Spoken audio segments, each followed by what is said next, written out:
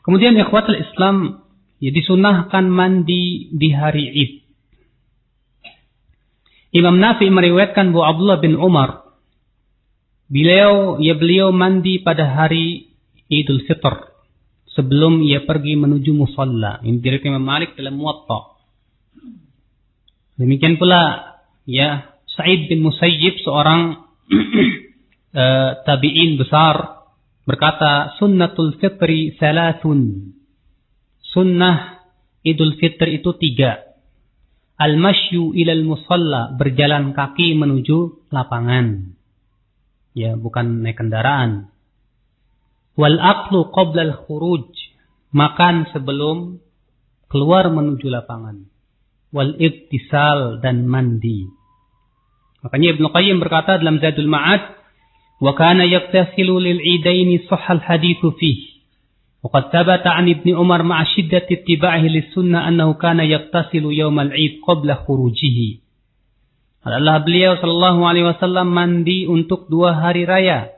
Telah sahih hadis padanya, dan telah sahih juga bahwa dari Ibnu Umar, di mana beliau sangat kuat mengikuti sunnah, beliau mandi untuk hari raya sebelum keluar.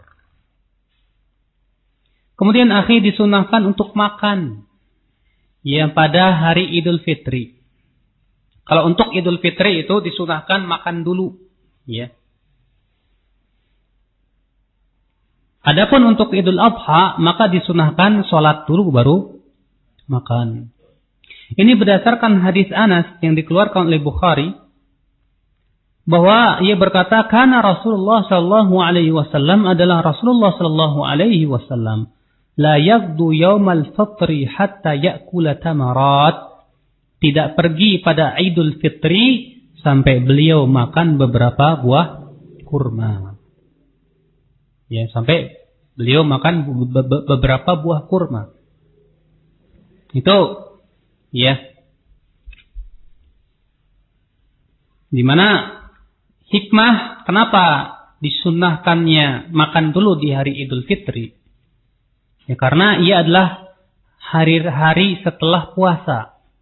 Sehingga pada waktu itu, ya, dalam rangka kita ini memperlihatkan sikap ketaatan kepada Allah Subhanahu wa taala supaya tidak sama dengan puasa, karena puasa pada hari Id itu dilarang, maka kita diperintahkan untuk makan dulu sebelum itu. Mungkin dari sisi kesehatan mungkin ada lagi. Kemudian ikhwatal Islam, disunahkan berhias. Ya, disunahkan berhias untuk hari raya. Berkata Imam Malik, sami'tu ahlal ilmi yastahibbuna at-tib waz-zinah fi kulli 'id. Aku mendengar para ahli ilmu, Imam Malik itu termasuk generasi apa? Atba'ut tabi'in, ya. Kata Imam Malik, aku mendengar ahlu ilmi, mereka menyukai tib. Tib itu wangi-wangian dan perhiasan di setiap hari raya. Makanya disunahkan. Makanya kalau ada orang, ya, dia terkadang kita lihat ada orang, Masya Allah, di hari biasa dengan hari Idul Fitri sama aja. Ya, dia nganggap biasa aja. Ini jelas tidak memperlihatkan kegembiraan dia sebagai seorang Muslim. Sebagai seorang Muslim seharusnya memperlihatkan di hari raya dengan memperlihatkan apa? Ya, perhiasan di waktu tersebut. Makanya Ibnu Qayyim berkata, wa kana yalbasu lil khuruji ilaihi ma ajmalu thiyabihi. Adalah Rasulullah sallallahu alaihi wasallam ketika mau salat, ya, keluar menuju lapangan, beliau memakai pakaian yang paling indah, bukan yang paling baru, ya. Ya, yang paling indah. Ya. Wa kana lahu hullah yalbasuha lil idain wal jumu'ah, di mana Rasulullah menyediakan pakaian khusus, ya, untuk beliau pakai di waktu hari raya dan hari Jumat. Jadi disunahkan kita ini punya pakaian khusus, ya, yang kita sediakan untuk 2 hari raya dan untuk hari Jumat. Di mana terkadang kata Ibnu Qayyim, ya, terkadang memakai burdah yang berwarna hijau, terkadang memakai burdah yang berwarna merah. Nah ini ya disunahkan kita pada hari itu ya memakai pakaian yang indah. Tapi untuk wanita tentu tidak boleh tabaruj. Kenapa? Karena larangan tabaruj itu dilarang ya baik di hari Id maupun yang lainnya. Kemudian ikhwatul Islam, disunahkan kita bergegas ya untuk pergi menuju lapangan. Dan yang sunnah akhi, berjalan atau pergi untuk menuju lapangan Id itu dengan cara berjalan kaki. Ibnu Qayyim berkata, "Wa kana sallallahu alaihi wasallam yakhruju masyian wa kana yukhalifu at-tariqa yawm al-Id fayadhhabu min tariqin wa yarji'u min akhar." Ya, adalah Rasulullah sallallahu alaihi wasallam keluar menuju lapangan dengan berjalan kaki. Dan adalah beliau menyalahi jalan. Ya, beliau pergi dari satu jalan pulang dari jalan lain. Nah, kalau misalnya lapangannya di depan rumah kita gimana itu? Ya, gimana lagi kalau nggak ada jalan? Ya.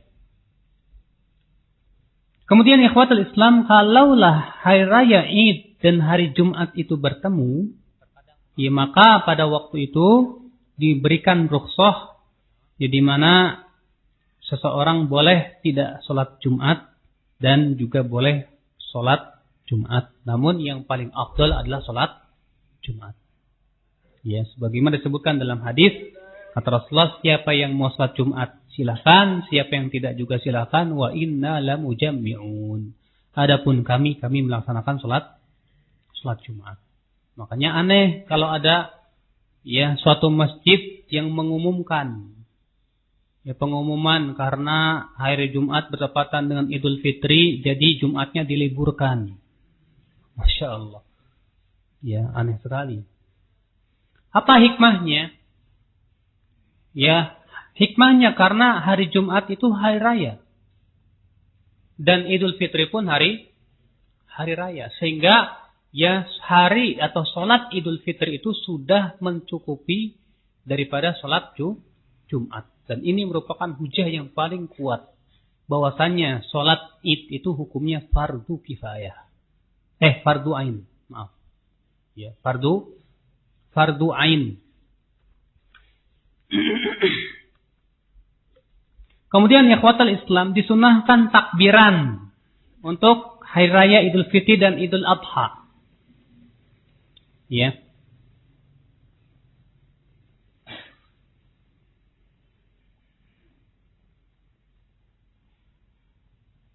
Kemudian yang sunnah akhi yang dilakukan oleh Rasulullah, bahwa ya takbiran alias ya membaca takbir di hari Idul Fitri itu setelah subuh, ya ketika menuju lapangan. Di mana ya yang disunahkan itu ya membacanya dengan suara yang dikeraskan. Dan telah sabit dari Ibnu Umar bahwa ia apabila pergi di hari Fitr dan hari Adha, beliau mengeraskan takbirnya sampai di lapangan. Ya, itu yang sunnah yang dilakukan oleh Rasulullah sallallahu alaihi wasallam.